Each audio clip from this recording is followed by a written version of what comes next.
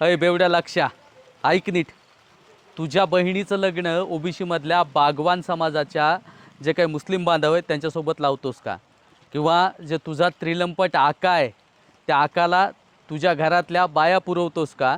किंवा त्यांच्या घरातल्यासोबत तुझ्या कुटुंबातल्या यांचं लग्न लावणार आहेस का? किंवा जे चिंपांजी माकडाच्या जीवावर उड्या मारतोस ना, त्या चिंपांजी माकडाच्या नातवाला तुझ्या पोरी देणार आहेस का? याचं मला उत्तर दे. हा व्हिडिओ तुझ्यापर्यंत पोहोचल्यानंतर तुझ्या बुडाखालून असा आग लागणार आहे ना, हे मला माहिती आहे. पण एक सांगतो की जाती जातीमध्ये तेढ निर्माण करायचा.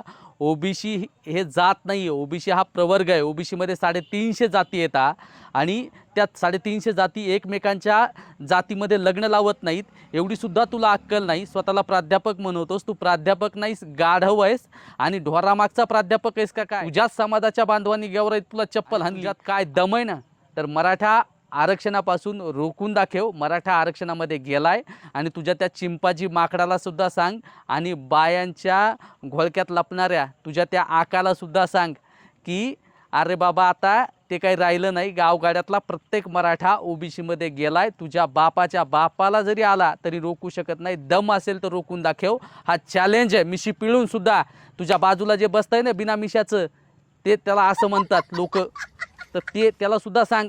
गाढवामाना नीट बोल.